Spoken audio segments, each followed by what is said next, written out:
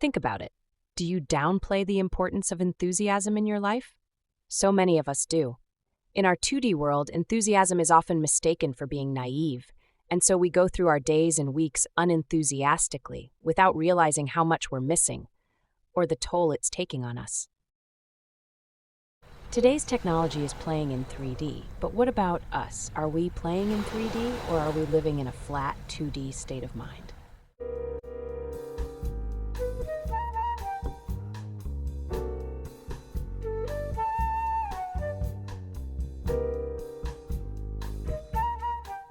Hi, welcome to episode 2 of my podcast, Playing in 3D in Splash City. I'm Lisa Hearditall. Have you seen the first episode? If you're new here, check it out when you get a chance. Today, I'm excited to share a special story with you about a young woman in Splash City who overrode cynicism. Unfortunately, we all encounter cynicism daily. But did you know that cynicism keeps us from playing in 3D? While I was picking up a mocha latte at the coffee shop recently, I ran into a former student who I counseled at UPOP. Chelsea Chatterley was working on her laptop when the barista, Ben T. Done That, peeked at her screen and commented on its contents. Chelsea is a documentary filmmaker who is currently working 3 jobs to keep her dream alive. Her latest project is to raise awareness about homelessness in Splash City by sharing the stories of those living in tents at the worn brick road. Over the last several weeks, she and a videographer have spent their evenings there, listening to the folks willing to share their stories of their daily harsh reality. When I first caught Chelsea's eye at the coffee shop, I waved. But I didn't want to interrupt her impressive concentration, even though the worry lines on her face revealed the work was taking its toll on her.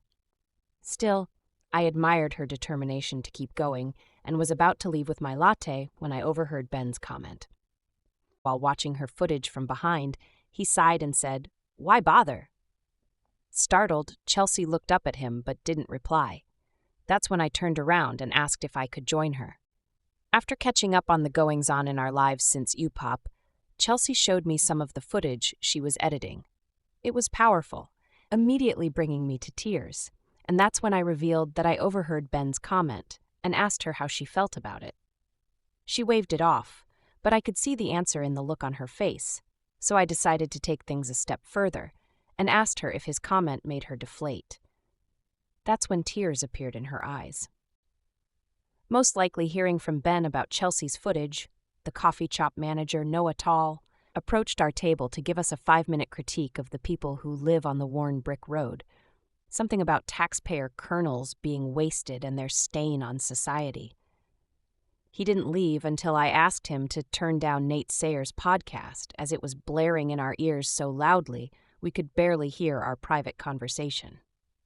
Chelsea filled me in about how many extra hours she's been working to pay the videographer, and that she's worried she won't have enough kernels to finish it for the premiere at the Splash City Film Festival.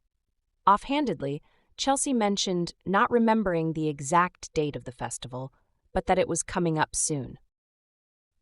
Overhearing from the next table, information queen Wikipedia leaned over after pulling up the film festival's website, declaring that Chelsea has exactly 7 days and 12 hours to meet her deadline. Sinking even further, Chelsea politely thanked her for the information, while I silently seethed.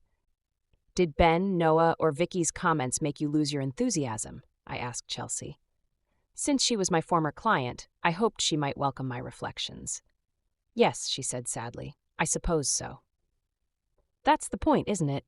Chelsea replied that she never looked at it that way. "You've just been trolled by Splash City's finest cynic choir." What happened to Chelsea happens daily in Splash City, as cynicism has become an epidemic, robbing us of our enthusiasm. This kind of mugging is common, and its effect is the look I saw on Chelsea's face. Already exhausted from working 3 jobs to keep her dream going, she quickly internalized Ben and Noah's commentary. Nate Sayers' indignant tone set the atmosphere, making it even easier for her to sink. And with her unnecessary reminder of Chelsea's deadline, Wikipedia put a period on it. Not wanting to leave Chelsea in that condition, I stayed a bit longer to chat. While my encouragement to be more playful with her project and not to take others' comments so personally may have temporarily helped her feel more upbeat. The damage was done. None of us can just flip off the effects of cynicism like a light switch, but we can slowly turn the dial away from it and toward enthusiasm. Chelsea made her deadline. Deciding to film the rest of the story herself using her Me phone, it turned out to be the best footage of the film. As she put it to me in her text, the videographer turned out to be a singer in the cynic choir, too. Have you had a similar experience? I wouldn't be surprised. We've become so used to cynicism that we can neglect its impact on us, and over time it diminishes our spirit, keeping us stuck and 2D. Think about it. Do you downplay the importance of enthusiasm in your life? So many of us do. In our 2D world, enthusiasm is often mistaken for being naive, and so we go through our days and weeks unenthusiastically, without realizing how much we're missing, or the toll it's taking on us. Enthusiasm is energy. It's our life force. It encourages a playful state of mind, which can lead to full-blown exuberance.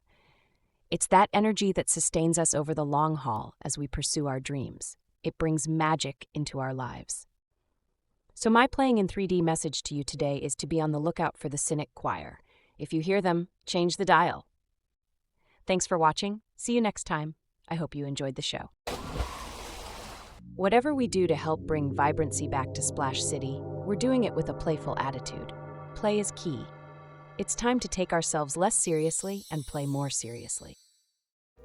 In the Playing in 3D in Splash City Life Fable book series, Ms. Pink and her dog Uno, friends Misguided Light and Justin Tide, and mother and daughter Ms. B. Haven and Velocity share their stories of playing in 3D to mentor and inspire you to play in 3D. And don't forget to check out my Playing in 3D story too.